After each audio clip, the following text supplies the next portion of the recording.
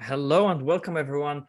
This is we are kicking off the third season of Tawhid Spiritual Reach of the Three Principles. We've been on a summer break, and gosh, I'm really excited to start this conversation with you, and I'm really happy to see you all here joining us. We've had two successful seasons, I would say, Harry. We received a lot of feedback from everyone who joined and watched our shows. We've had amazing guests here with us, and we've had some amazing conversations that really helped me a lot in really throwing out my unuseful thinking, kind of, and be a better human being in this planet. And so today's topic is our relationship to the divine. What's a topic, Harry? What's a topic? Yeah, very good topic we picked there. Yeah, and since you picked that topic, I would love you to say what that means to you, and then I'll mention what that means to me. Okay.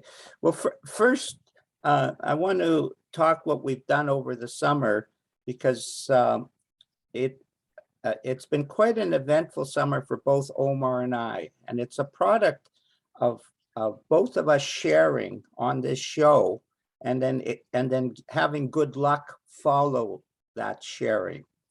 And it also showed the vision that Omar had for where he wanted to go, and the vision that I had where I wanted to go, which was different in the show.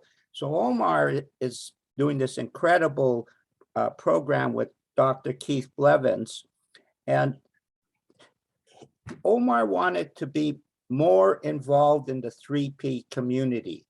And he brought a lot of that flavor into our show, which of course it is a 3P show.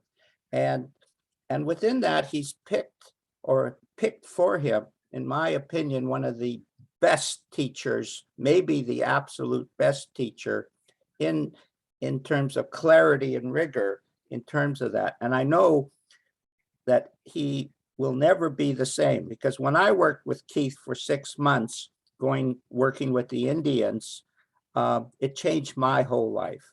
And part of it, Omar, just as a thing, I took what Keith offered, and I took what made sense to me, and what didn't make sense, I discarded it, type of thing, and found myself more and more. And that's what Omar is experiencing. And it's wonderful for me to see how he's grown, expanded.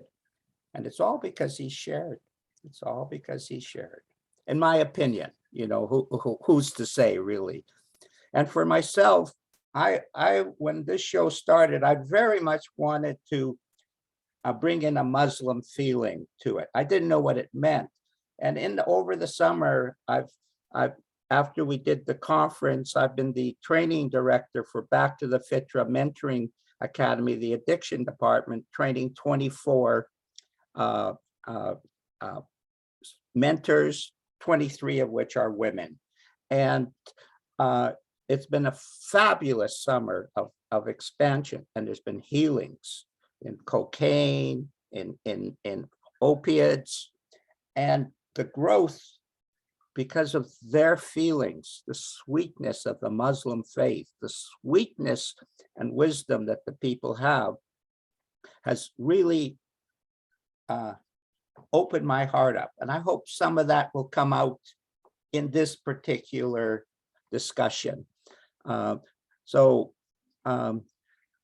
congratulations, Omar, first. Let me tell you, that's quite a coup, by the way. Well, thank you. Thank you. I actually forgot to mention about this. Yeah, you forgot. Go ahead just for a second. Just talk a second about that, what it means to you.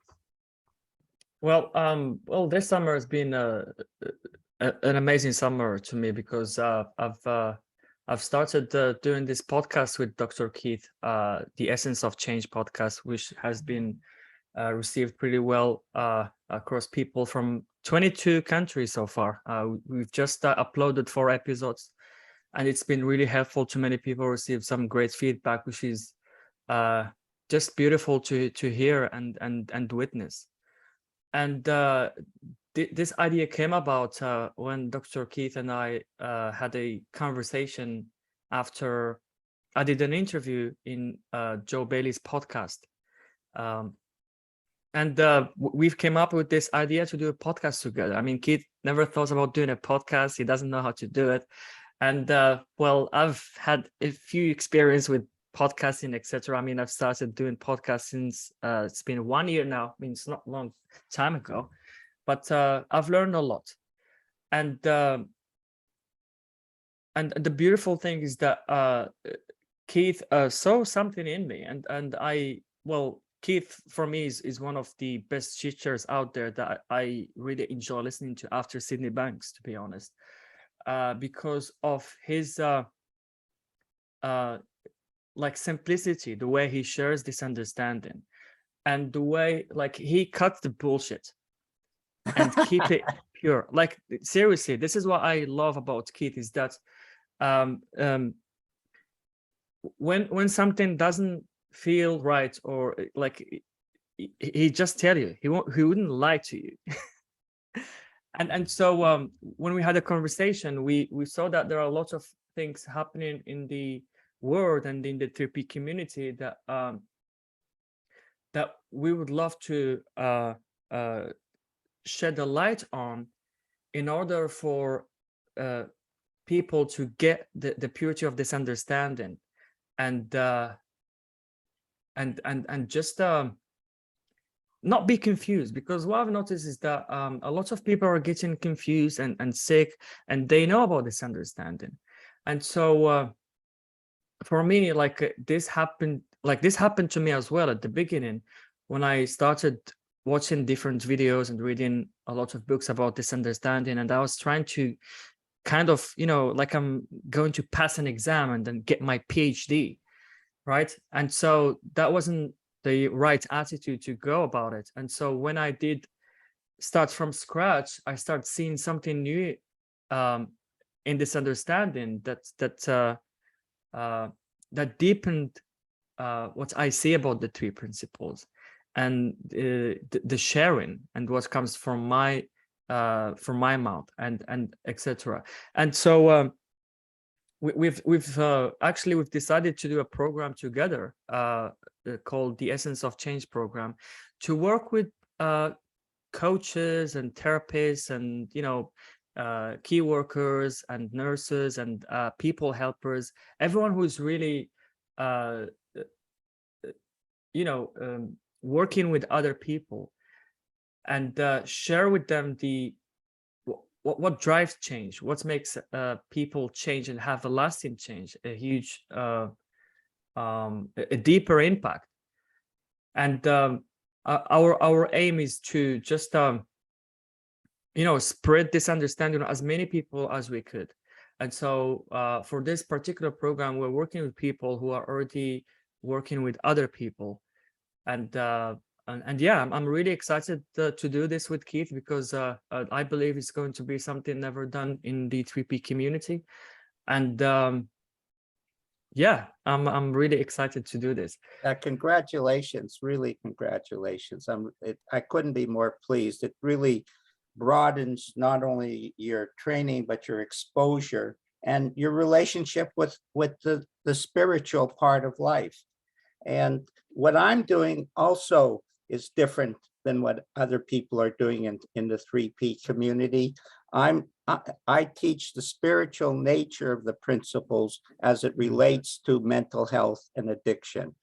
And the psychological part just fits into it, rather than is the emphasis of the teaching. And but one thing, Harry, that I didn't mention yesterday, well, I've been talking with Maya, she's here, and we are doing a course next month for nurses. This idea came about when we had a conversation together, and I'm really excited to do this with her, because she's been hugely impacted by this understanding, and I could see that she could really be of a great help to nurses.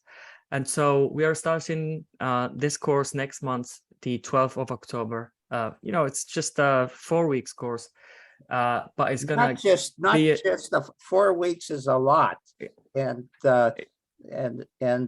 it's going to do a lot of good. And Maya, not only congratulations, but you have continued to share as well. And that's when you share, it expands. One good idea leads to a second good idea. And this sounds to me, Omar, like a great idea. Yeah, absolutely. Absolutely. I Yeah. mean, there were a lot of doubts, etc., about this when I talked to Maya, and yeah, she's feeling great about it now. And I guess you're well, I see you are ready. Like you've been having some like amazing insights. Like I just love what you share in the group and with other people, and I've been watching you growing like dramatically this year, and I'm really excited to do this with you, Maya. So our Hey, relationship to the divine. yeah, well, in teaching the spiritual nature of thought rather than the psychological nature of thought, and the spiritual nature of the principles rather than the psychological nature that leads to the spiritual, I've gotten clearer on what healing is, because it seems like this relationship we have with the divine, the more we trust it, the more we don't understand how it creates healing, but it heals. And that healing comes in all different surprises packages. And what is surprising is you're not talking about a problem, psychological. See, that's the problem with the psychological. It talks about a problem. And you're not talking about a problem, and you're not trying to help a person in solving the problem. All that's happening is the space of silence and unity, the us mind, the healing space, it appears, and then miracles happen. And you sort of look and say, actually, I didn't do anything. Spirit did something. And someone, quite a few people says, well, you're a healer, Harry. And I go, oh no, I'm not a healer. I don't heal anybody. It's the space that heals. And we just, with our understanding, walk into that feeling depending how wise we are, what level of consciousness we are. So if we come in at a more mental level, then less healing. And if we come in more on a spiritual, empty level, more understanding. Because what basically happens in your relationship with the divine is that at the lower levels of consciousness, psychology, what happens is it looks confusing. There's no simple answer. And as the level of the feeling rises, it becomes evident of who we are, that we are in harmony and connected. Our mind and God's mind, or Allah's mind, are one. And at that particular point, the people start doctoring themselves. So one guy in who we were working with over the summer, he was addicted to pharmaceuticals, opiates. And all he suddenly picked up that just the calm feeling gave him all the answers that he wanted. He experienced it psychologically. That's what a calm feeling means. It's a psychological explanation of the spiritual. And so he experienced that, and then all of a sudden he understood about thought and his thoughts, and he was no longer addicted. Another guy from Nigeria hooked on cocaine. Once again, we never talked about cocaine. We never talked about addiction. We just took people into the spiritual healing. So that's all Sid emphasized at the beginning, the spiritual healing of truth. And he called it wisdom within yourself. And when you access that, we changed. And when we changed, we thought, well, we've got everything. But it turned out we had everything except trust in the healing, trust in the spiritual.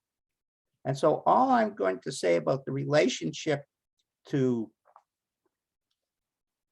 the divine is if you trust it, your faith goes up. If you don't trust it, which of course is your psychological thinking, your faith goes down. And the whole idea is you can't understand it. It's too mysterious and too big, certainly beyond my capabilities to understand it. And I don't want to. That's why you have to trust it. That's why the relationship is so important. Without the trust, you're still walking with your body. Everything in Muslim faith teaches detachment. You have to be detached from your body, detached from your name, detached from your images of what you think success is. And of course, as Omar has mentioned with Keith, detached from your image of what you think the three principles mean. Because there's only one teacher of the three principles who knows what he's talking about, and that's Sid. All the rest of us are levels of consciousness of understanding. And all we've done, all Omar has done is accepted his level of consciousness. And he says, ooh, because what Omar experienced was a glimpse of enlightenment. Harry experienced a glimpse, the transition from the purely, yeah, that's whoever wrote that. That's right, Xander. You can't be formulated. Very, very accurate, what you just described. And so Omar caught a glimpse of enlightenment, where he's going. Harry caught a glimpse of where he's going. Naja, John, Joe, everybody caught a glimpse of where they're going. Once you catch the glimpse, as Sid said, even an itsy bitsy glimpse is really powerful. And that's why we needed the relationship with the divine, because it's so powerful. And what does it bring? It brings compassion, humility, but the most important thing of all, I become a better person. Without your relationship with the divine, if you are stuck in your problems, today I had a client, he's here, and we were talking, and so he's in pain, and then his level rises, and he sees clearly. It doesn't mean his pain has gone. It means he's accepted his pain as a co-host with himself. It doesn't mean that we can change everything. What it means is we can be alive with the feeling of who we are while we have these scenarios that we're dealing with.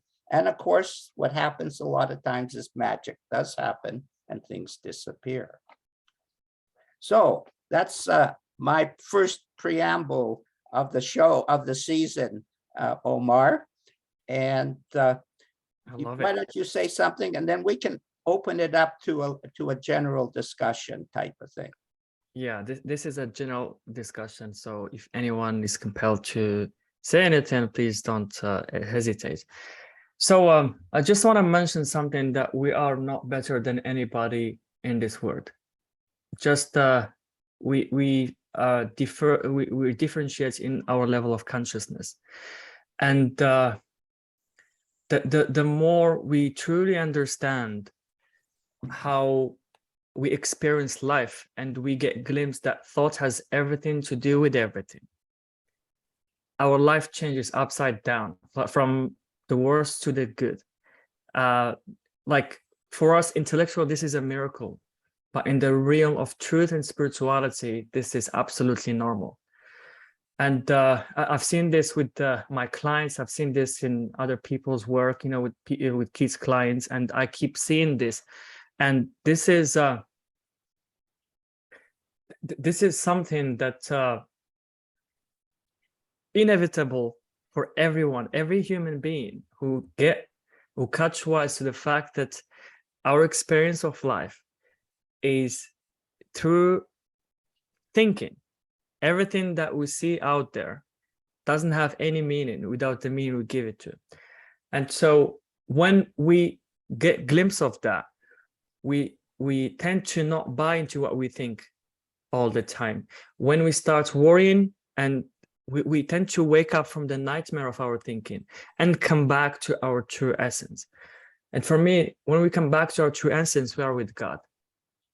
So that's my true relationship with the divine. And it's been, it gets deeper and deeper the more I see through my illusion, my thinking illusion every moment. I want to mention something that that came to mind recently about, like, most of us suffer the future as if it exists, but the future doesn't really exist, because like the only thing that we experience is our thinking of the future, and then we suffer that. And so whatever that means to you, what I've noticed, like I'll talk about Muslim people. What I've noticed, and I'm sure it's in other faiths as well, is that people punish themselves about how God sees them and how God doesn't want to manifest what they've been praying for, etc. And being disappointed with God and suffering that. And so I've noticed this recently a lot.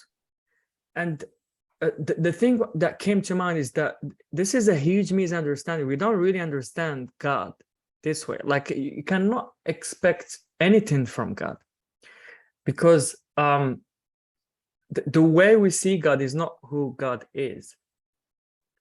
Like, we cannot have an intellectual experience, or we cannot think of God, right? And so we could experience it with, we feel it. We feel the presence of this divine within us when we are less in our head. And so what came up to mind about this, that we cannot get ahead of thought. We have to have thought to know what the thought is. That alone changed a lot of things for me recently, because even like we talk a lot about this understanding, and we know the three principles, etc. We still get hoodwinked by our thinking, and the more we do, the less we are in tune with who we truly are. And then our connection with the divine, with Allah, with God, well, we are always with the divine, but it seems to us that we are disconnected. So for me, disconnection from the divine is an illusion. And so when we see through the illusion and wake up to the fact that, oh my God, like I've been creating this experience for myself and suffering that as if I was suffering what I think about, not the fact that I'm thinking, not thought. And so that alone changed a lot of things for me, and changed a lot of things for my clients, and like even the people, like the podcast I've been doing with Keith, and people telling us about what they realized. It's just amazing when we hear beyond the words and what's being shared with words, because like the juicy part is not in the words, but what you hear beyond the words. The three principles, for me, when someone speaks, like we say, three principles practitioner, for me, that person is speaking from their soul to another human being's soul. It's a soul to soul conversation. It's not a soul to your intellect conversation. And so whatever myself and Harry are talking about, just don't think about it too much, and just let your soul hear it, and just get out of the way. And you see, Omar and I are presenting the same thing through different separate realities, through the different ways that we understand it, and we are experiencing it. because the spiritual feeling must prove itself.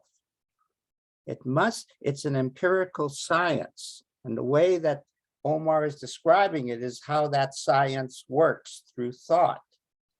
That's exactly what people need to understand.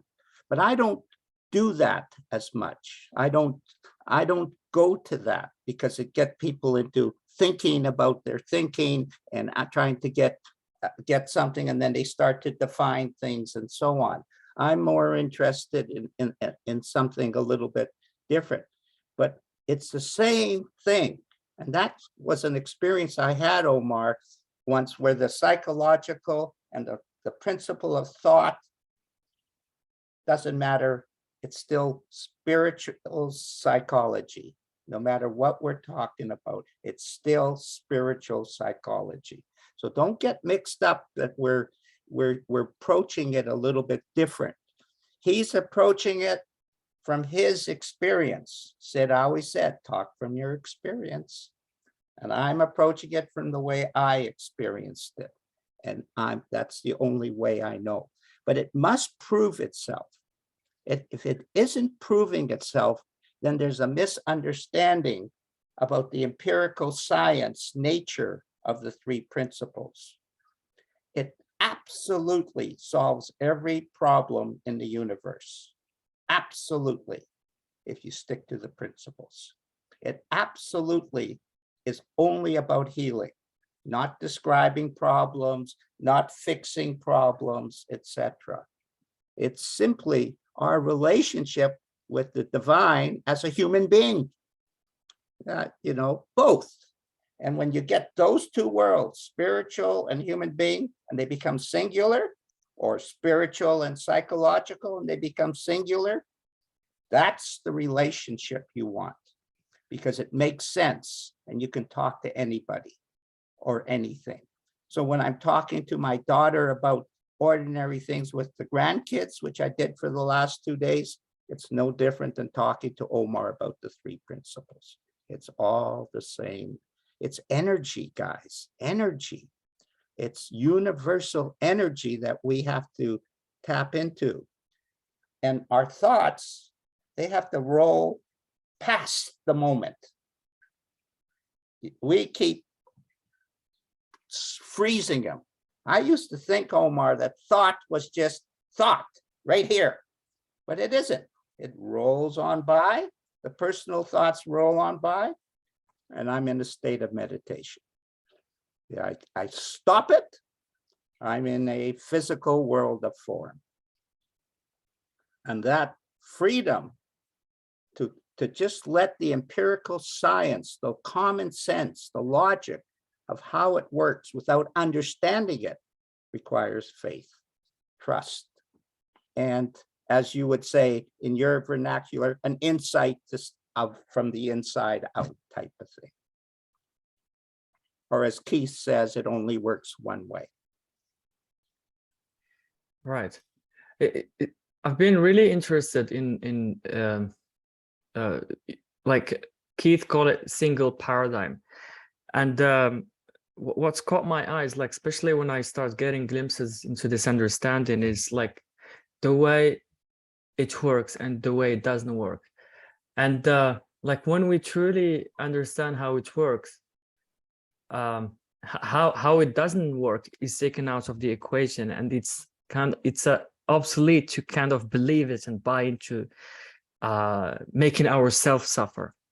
We just tend to let go and come back to who we truly are, or come back to our senses, come back to the present moment, or surrendering to what is. And it's also like this is the way I start seeing it, that when I attach myself to something that is not permanent, I suffer. When I attach my well-being to my business, or like someone swearing at me, or I suffer that. And what I really suffer is not the person who is doing this to me, or what I think, you know, these circumstances are doing to me. What I really suffer is my thinking about them. And so that is temporary. Everything that is in a word of form has an expiry date. So even that thought that is bothering you so much, or what is in your mind at the moment, and it looks like a problem, it has an expiry date. But because we are like a fish inside water, we don't see that it's our thinking, and we keep suffering that. But once we do that, once we see that we are inside water and it's around, and that we have a psychological experience of life, it's psychological. Like, that means nothing outside of me could make me feel anything. It's all inside out. Once I truly see that, I surrender to what is. I come back to the present moment, and I stop, burning out or stressing out or whatever that experience was at that moment. So Jana, that's how Omar explains this trust. When he sees the truth of what is false and what is true, he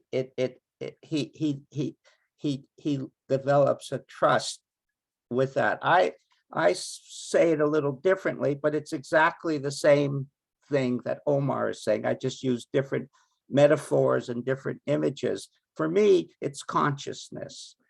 You're conscious of what works, and you distrust anything, which I want to emphasize. You should be skeptical. Don't take the three principles carte blanche, what's treated the way it's treated right now. If you are, you're a fool, in my opinion, a direct fool. You have to see what works for you. And when it works for you, because you're conscious of it, you trust it. You see, it has to earn its way into your consciousness. It doesn't just happen, because we have thoughts. Those thoughts that Omar is talking about take us away from the truth, take us away from the purity of the moment, take us away into my personal opinion. When you give up your personal opinion for God's opinion, or Allah's opinion, or mind's opinion, you start to see that it works. So the truth is, Jana, you don't have to do anything. You just have to watch it work. And when it works, you trust it. And the more you trust it, the less you think about it. That's just the law. Trust, no thought. Don't trust, lots of thought. Trust leads to faith. Once you have faith, you don't even care. You're not even looking. You're not even looking. You're just playing. It's like kind of like dancing, Jana. You go on the dance floor and you go 1, 2, 3, and then all of a sudden the music hits you.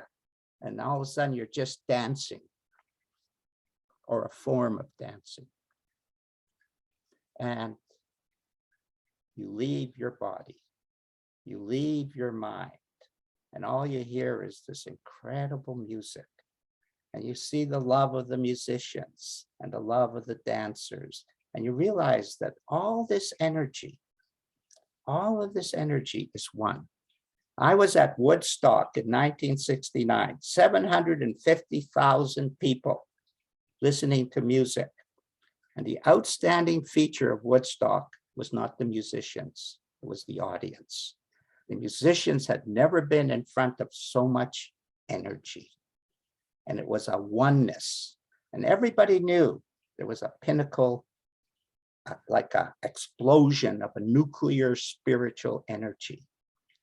And we all shared this feeling, and not one person wasn't changed from that feeling. Everybody got changed from that feeling. And it led the world into what it became now. Nobody talks about it that way because it's the music and stuff. But if you see it, Jana, you'll see it. And if you don't see it, just be a little patient. You will see it. If Omar and Harry can see it, two dummies like us, no problem for Jana.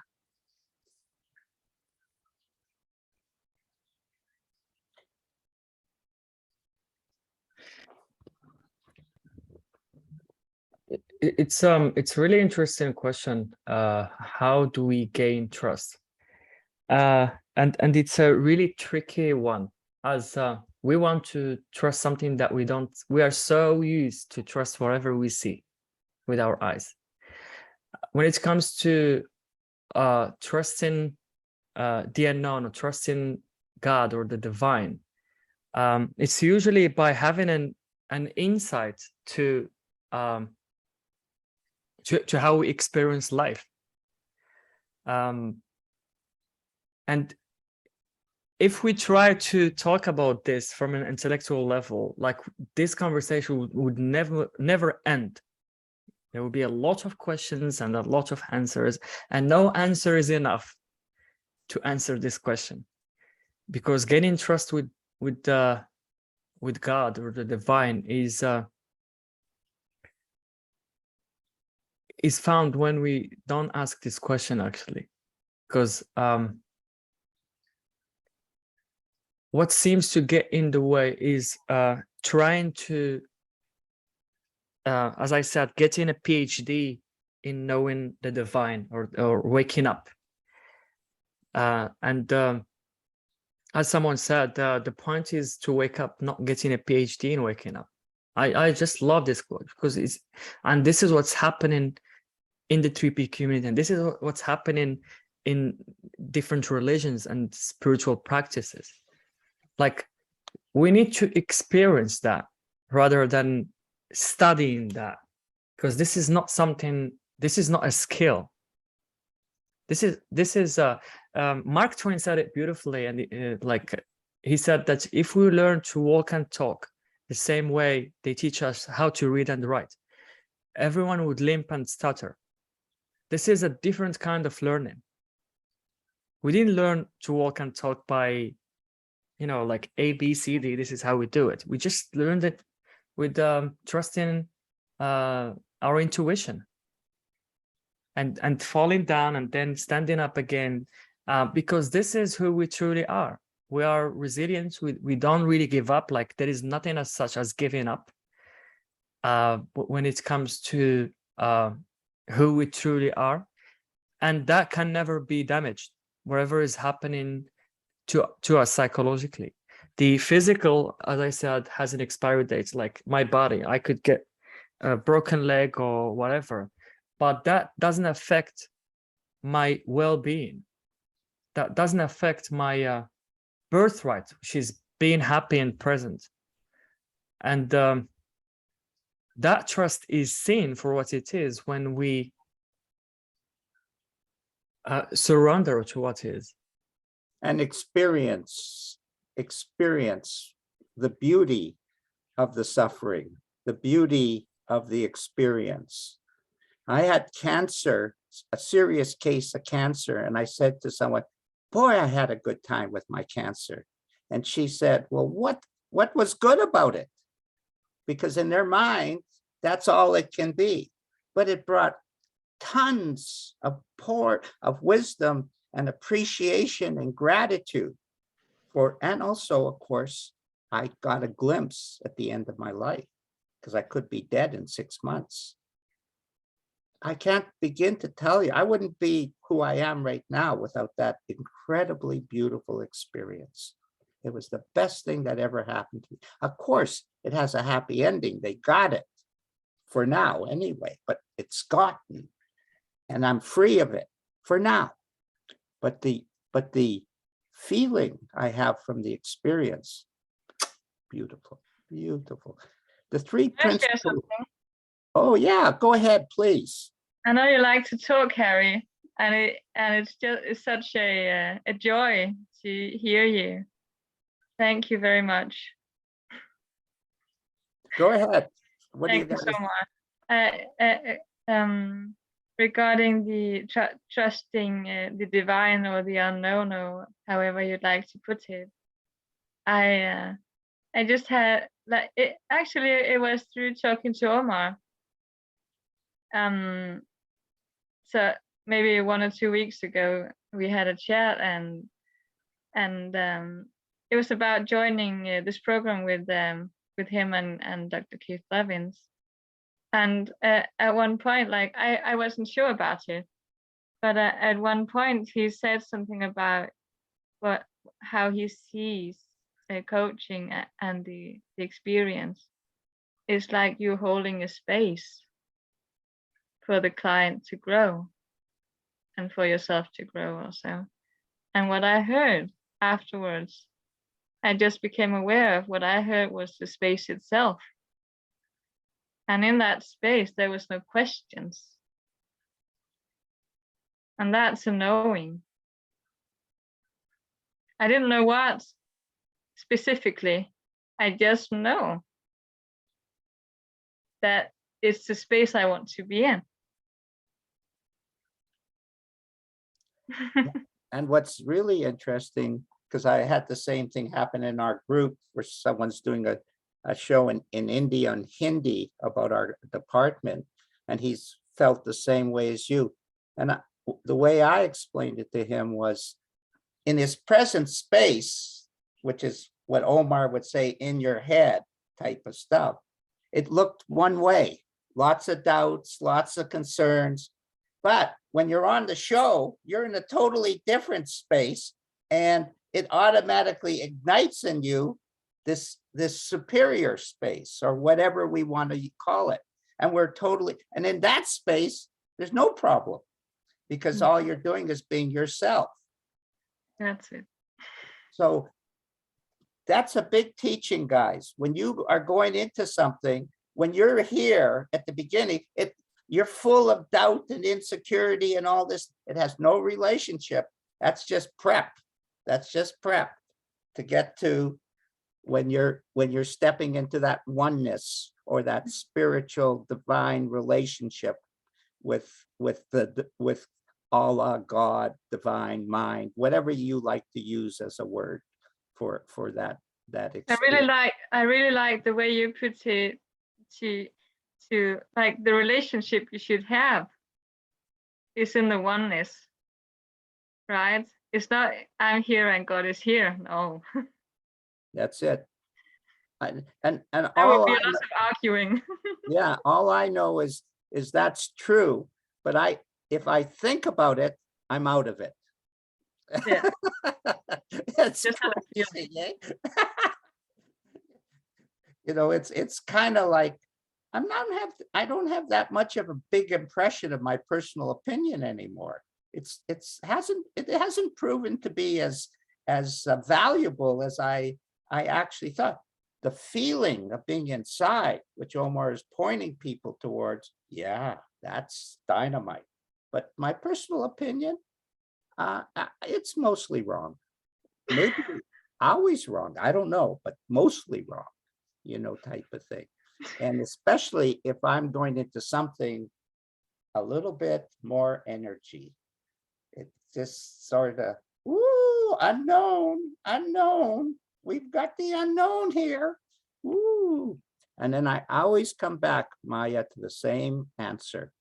Oh, just be myself, and it's good enough.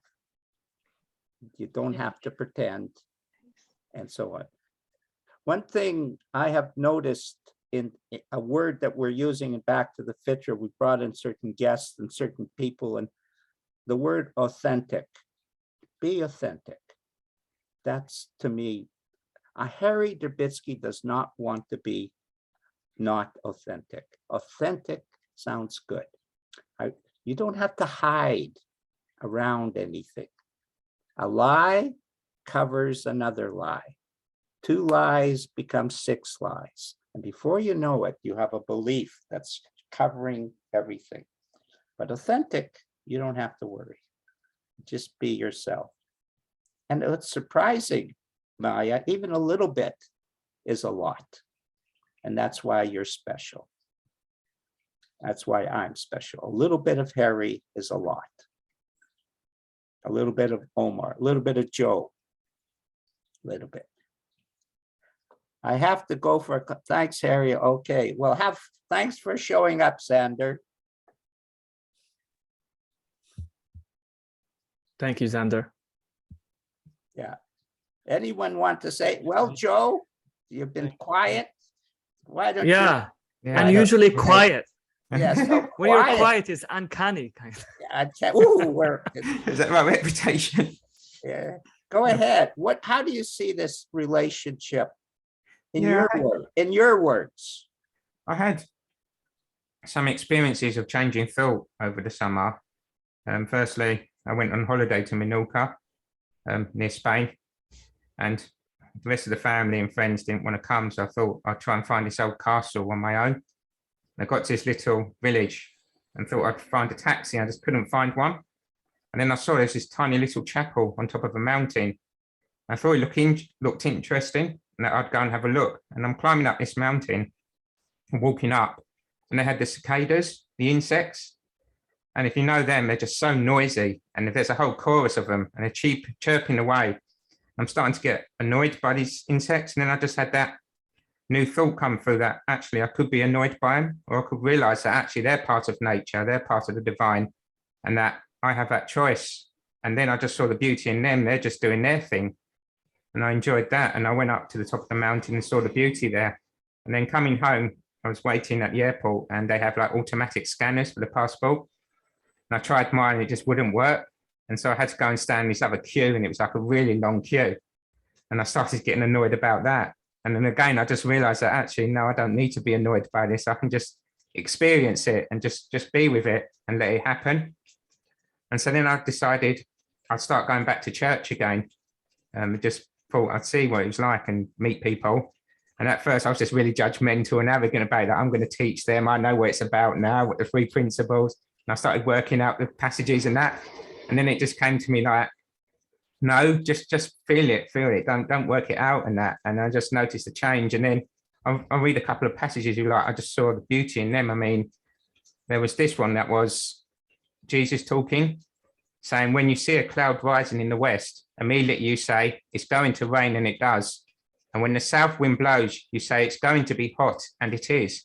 Hypocrites, you know how to interpret the appearance of the earth and the sky. How is it that you don't know how to interpret this present time? I was just like, wow, they're talking about stay in the present. And then we were singing a hymn, and one was, be still and know I am God. And I just realized how singing connects you to that divine, because you feel it in your body and the vibration. And then I went out with the family the next day to this estate, and like a mansion and a garden. And I was getting a bit annoyed by their drama and that. And then it just kept coming to me, be still and know I am God. And that just repeated in my head, and I would just quieten down, just see the beauty everywhere. And I just realized how you can't do it intellectually. You can't make it happen. That change of thought just happens. It just comes from that place beyond your physical and your intellect. And it's just the knowledge there, the faith that will come eventually when you stop trying and stop trying to make it happen or figure it out. And yeah, so for me, that's a discovery really, that actually that change of thought is the divine essence that is always there when you're ready to listen to it. Always. Yeah, beautiful story, Joe. Beautiful, and shows very clearly how it works. See, Yana, he has more trust because he saw that worked. That's all your relationship with God is. You see how it works. All that happened before I met Sid was I didn't see how it worked. Then I saw how it worked, and then I persuaded myself that no, I have to be, my thinking has to be a big part of it. And thus, again, didn't see how it worked. And then one day, the penny dropped, and I saw how it worked. And it works like Joe described. It's a piece of cake, guys. It's a piece of cake. It's ridiculous that we're going through so much pain and suffering when life is just a piece of cake. But as Sid said, it's a contact sport. And yeah, if someone punches you in the nose, it will bleed. That's a reality of life. on one level. That was beautiful, Joe. Thanks for sharing. It reminded me of when I started seeing my connection to God differently.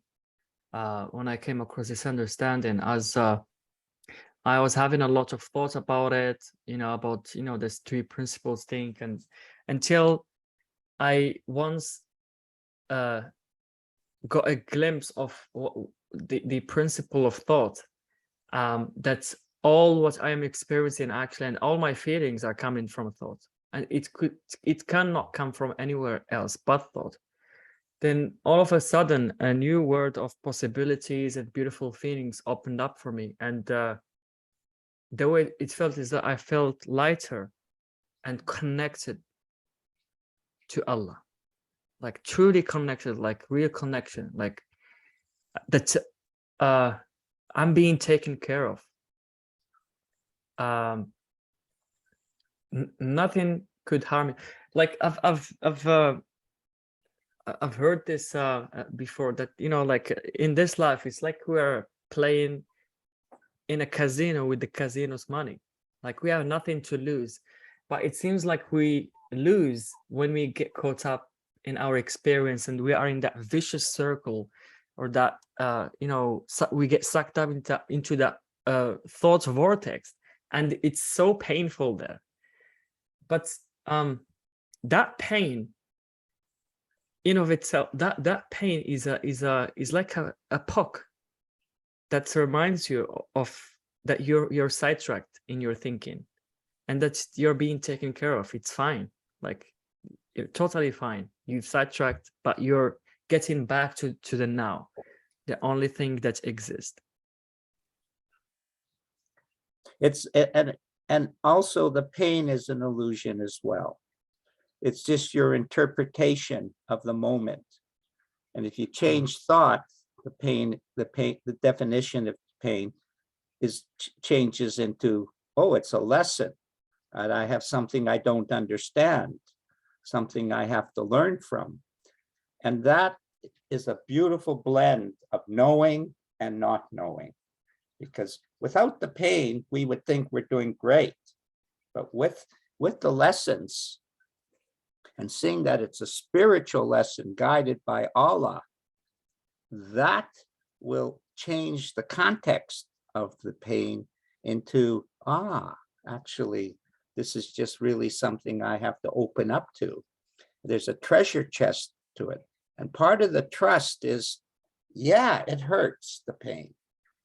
But once we see what it's revealing, then we say it was well worth it, because love is so much stronger than pain. Wisdom is so much stronger than pain. And it's all one thought. Everything started from a thought, and it's still just that same thought. It just keeps going and going and going. We put a lot of our personal opinions on it, but it's just thought. Thought is permanent, to use Omar's word, and it's all encompassing. There is no mind. There is no consciousness. All there is thought. And it creates. But as we came down into our three-dimensional world, we needed to have tools. God used tools, thought used tools to create form, mind, thought, and consciousness. And we use mind, thought, and consciousness to create our psychological interpretation of our form. That's how it is. But it's all just thought. That's why when Sid talked about thought, he was talking about a deeper dimension of thought. And the psychologists talked about their understanding of it. But he said, very clearly in the Enlightened Gardeners, I'm talking about the principle of thought, what thought is, what mind is, what consciousness is, not what you do with it. And what you do with it is personal thought. But it's all the pain, the suffering, the attachments, the beliefs. It's all just spiritual thought. manifested in our interpretation. And that interpretation, which I have started to observe, is pretty weak. Yet it's created who I am. And I wouldn't be here if I didn't have that ego, if I didn't have my own personal interpretation of my reality. That's why we have to surrender, Omar, to our personal interpretation, because we have to, at that point, we're connected in our relationship. And that's the only freedom that we need. Yeah. So Yana asked another question about if the gift of trusting the divine is given to some others and others not. And what I would say about this is that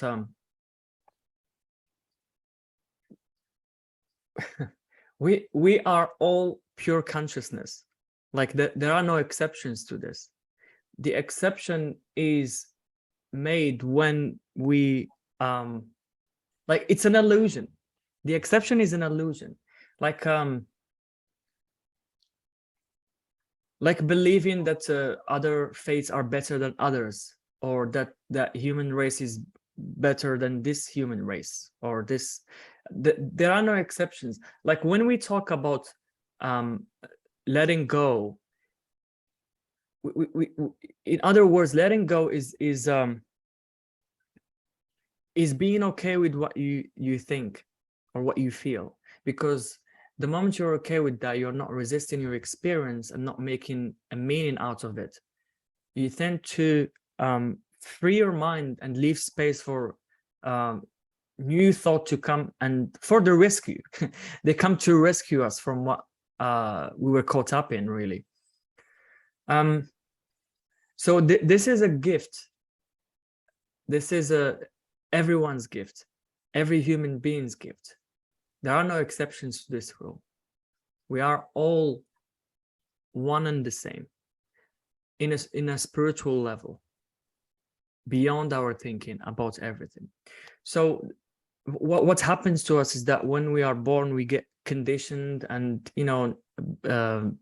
indoctrinated, and we start generating, accumulating thoughts throughout our life, and we build some beliefs that are not really serving us well. And so we transform from being innocent to being all caught up in suffering our experiences. And so the three principles provide a science, I would say, of how something really works for every human being. And it's possible for every person to get access to who they truly are, to that purity again, to that innocence again. And that purity is where trust is where love is where connection is where all these beautiful feelings that we are chasing in the worlds of illusions lie. They all lie inside of us, not inside our bodies, but inside our soul, consciousness, or spirit, something that cannot be seen, or it's not tangible, but can be experienced the moment we open ourselves to see something from different perspective. The thing is about changing our minds or changing our thinking is not like forcing ourselves to change that, but for me that means to just be open to the possibility that it's not working the way I think, or what I think about myself is not truly who I am. I'm making up this experience, and I'm experiencing myself every moment differently. And so we choose to stick with one way of thinking about ourselves, and we could suffer that for a long time, or we could realize who we truly are, that we are not what we think about ourselves. We are divine beings. We are pure consciousness. And surrounding to what is bothering us in every moment, or just giving ourselves the permission to be okay with what we think. We tend to feel better. We tend to get present more. We tend to feel good without any given reason. We've learned in order for us to feel good, we need something outside. I need to do this. I need to get somewhere. I need to get that done in order for me to feel good. But that's just not possible when we see that we are joy, we are presence, we are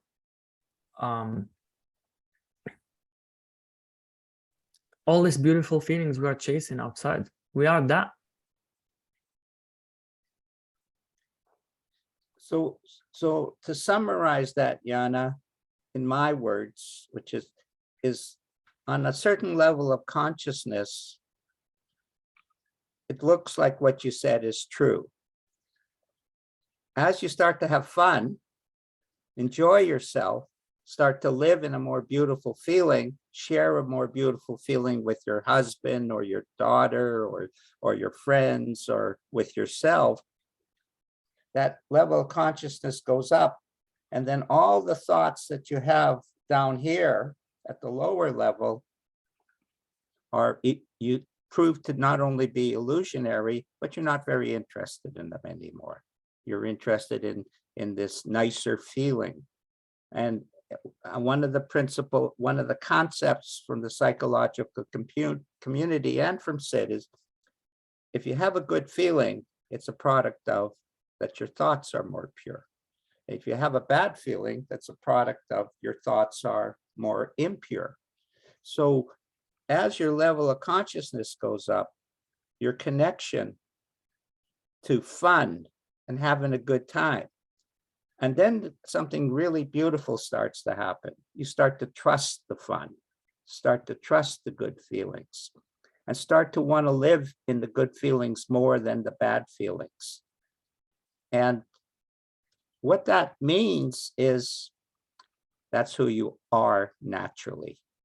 It's actually, to use a concept, the sadness or the lower levels are unnatural. And the natural is us feeling good. So we're just actually contaminating and polluting our reality with these lower level beliefs that Omar outlined. And then the level rises and we forget about it. Just like that. It's funny, you have a bad feeling. Everybody here in this room is experiencing, you have a bad feeling, and in one moment it changes. What the best part of it is, phew, I'm not back there. I'm here. I'm here. And it's gone, unless you want to think about it, Yana. And that's what happens in the sweat lodge, in the Indian sweat lodge. You go into this sweat lodge, people come in full of distress and suffering and sadness and all this stuff, and they come in and they experience this spiritual oneness, healing, beautiful healing. And they come out of the sweat lodge and they look 20 years younger.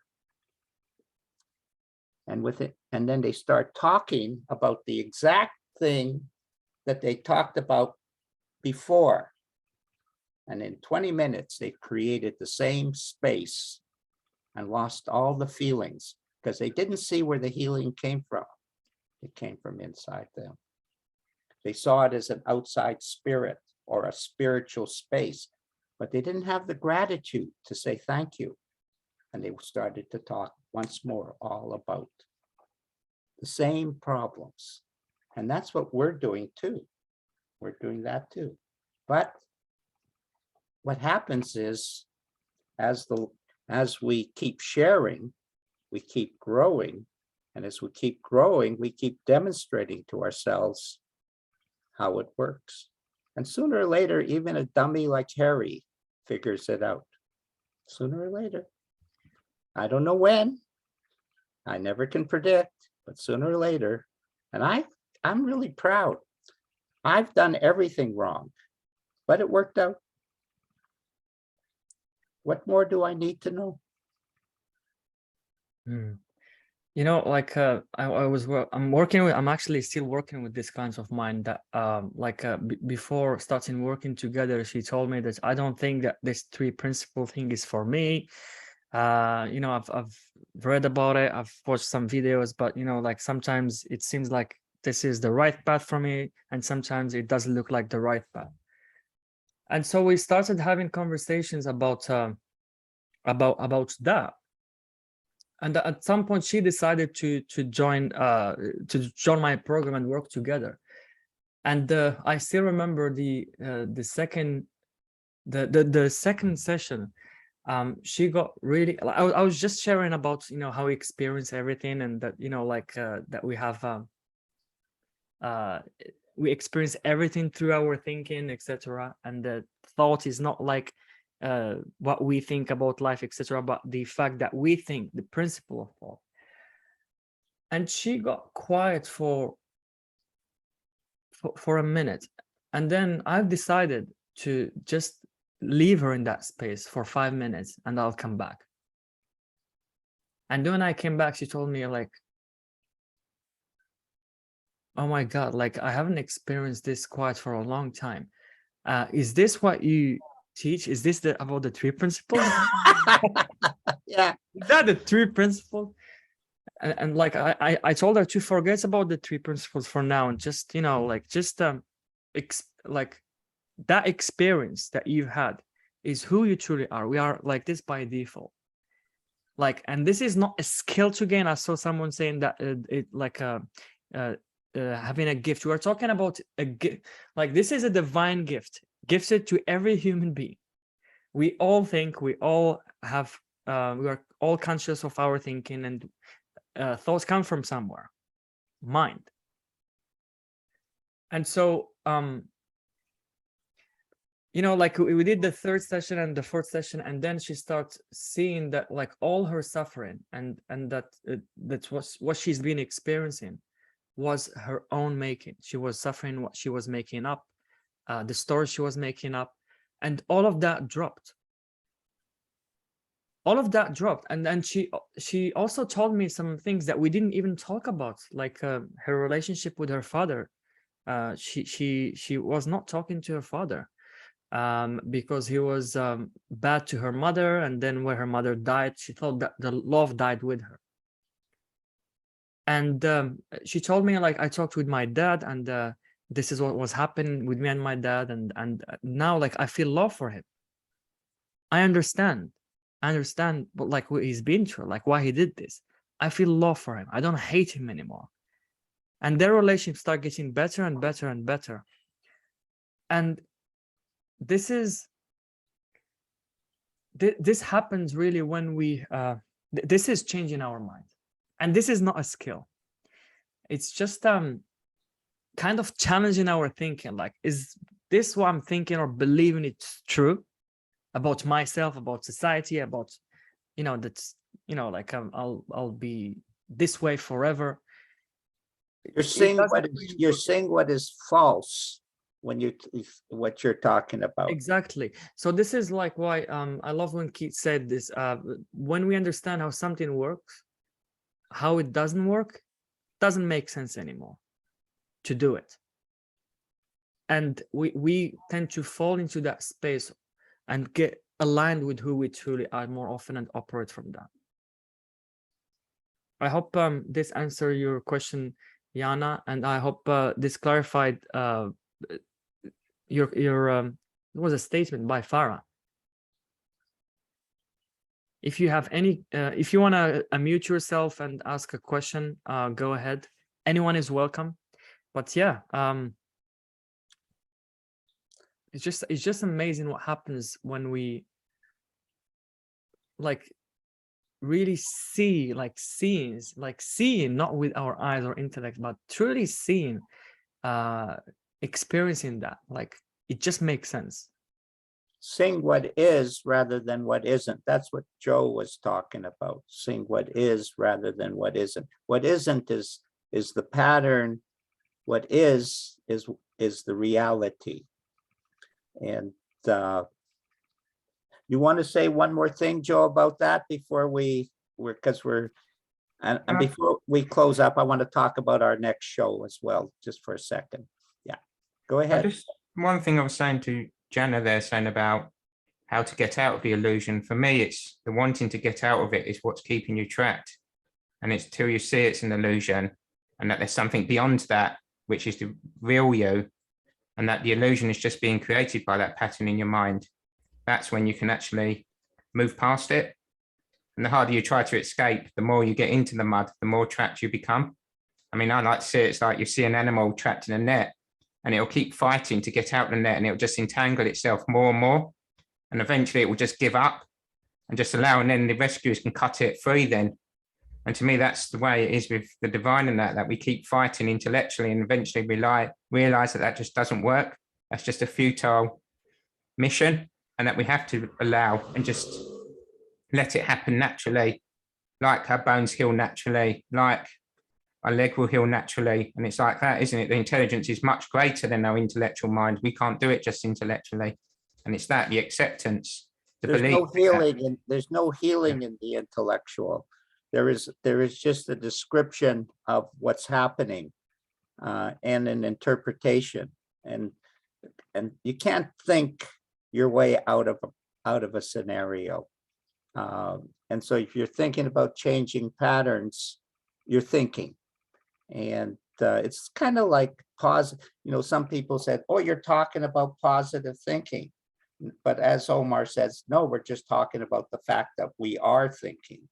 It's a big difference between those two phrases and so on, type of thing. Anyone else before we? Yeah, I'd like to contribute something. But the first audio that I heard of Sydney Banks was the one called Beyond Psychology, and I still keep returning to that one. It's just a delicious space of screwing with my mind. Well, a delicious space covers it all. Yeah. And the thing that I noticed was that he tries to explain like what everything is. It's like you have the isness and then you have the allness. And to be the allness, it has to be nothing. Because there is no beginning and end or an end to the allness. But you will start imagining that end or the beginning of everything, right? And so he calls it nothing. And I just feel so, delicious, just delicious to dive into that nothingness, because it's everywhere. And it's like in becoming nothing, it's it's where everything's coming from. Like so when I find myself reaching for opportunities out there or trying to find security in my surroundings not there, I just remember, no, I just have to be silent and open inward. Be nothing. And I really get a physical sensation of being nothing.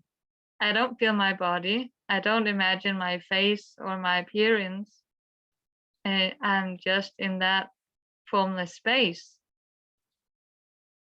That's what I call it anyway. And it's and then things start happening. After that, nothing. From nothing, something comes. Yeah. That's it. Yeah. So this spiritual relationship, that's what Sid started his talking about. He hardly talked about psychology at first. And then he started to talk, as you mentioned, Maya, about beyond psychology, because he he started to understand that people wanted to hear that type of message. But when the psychologist came, he didn't really change what he talked about. He just added a half phrase. He talked about what mind is, or what spirit is, or what God is. And then when the psychologist came, he added a half sentence and how it applies to life. And that was where they took into the world that he had. He had no idea when he met George and Roger what they were about. He asked them what they were about, and George sort of described it like it was kind of like amusement to him. You know, you go into the past and you fix all the problems and all this type of stuff. So what Sid talked about and what the psychologist talked about were two different things. And he was continually workshopping them. But he left behind a core group of people. And up to a certain point, they have provided a sustenance and a direction for the way the three principles go. But their time is over. Now it's our time. The people who, what you've heard, like what Joe and Maya have heard, what Omar has heard. And that's the direction it is going now. The three principles represent a segment of the movement that is happening out there in this world. Sid said when he was dying, nothing can stop it now. And the reason it can't stop it now is where Omar is going to take it, Harry wouldn't. Right, Omar? Where you're going, I'm not going. And where I'm going, you're not going. But we'll take it out in the way. And we have a mission, all of us. It's a spiritual mission. By the way, I'm going to eat after the show. So if you want to join me here, we could meet up there. Okay, I'm going to finish up. Next show in 2 weeks, I'm bringing in 4 people from Nigeria, from the addiction department. And you're going to be, these Nigerians are amazing people. They're tribal. They've got something special. And also we'll talk about this spiritual space that heals addiction, heals mental health, heals. Forget about the description of it. And try and come to that. You're going to really, you'll have a different flavor, a different taste. And yes, they're Muslims, and they're going to talk about what they've experienced and also the healing and the joy of finding out who they are, the joy of being a spiritual person in this human experience. So hope to see you guys there. And it's for the next 3 second sessions, I'll be bringing different people to illustrate that it's not an addiction problem. It's not a mental health problem. It's a healing problem. And that's where the answer lies. In the nothingness that Maya talks about, and in the principle of thought that Omar is talking about. Yes, it's in there.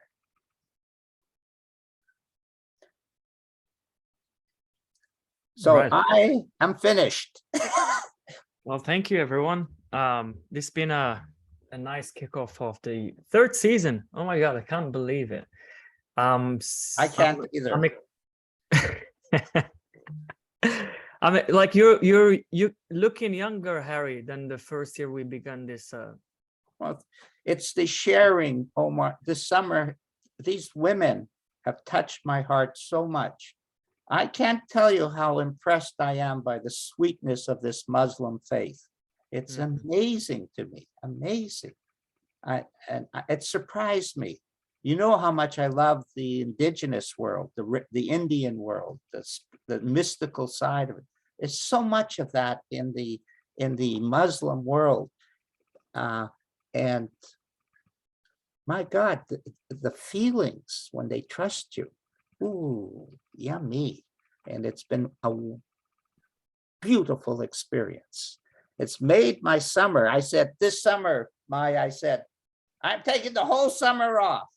And then it turned out I was just flooded with all of this stuff to do.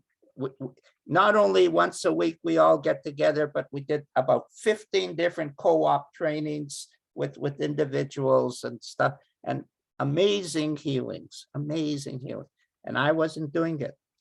They were doing it. We were all doing it. It was just beautiful. And at the same time, I had one psychiatrist, one client who's a psychiatrist that I'm training to be the best psychiatrist in the world. And I brought him on, and he just knocked their socks off too. So Harry, if you want to take the winter off, that's fine. I could run the show. okay, Fine. well, you could go to somewhere hot. You could go to Thailand or somewhere. okay, I am going to Mexico pretty soon, so I'll do. Amazing. Yeah, okay. So thanks, guys. Thank you. And Joe, way to go. Nice to see the growth. Maya and all, Sue and Yana, thanks for asking questions and stuff.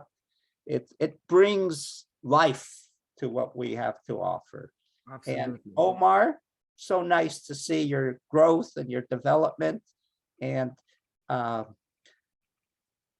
your evolvement into sharing truth as uncovered by Sydney Banks.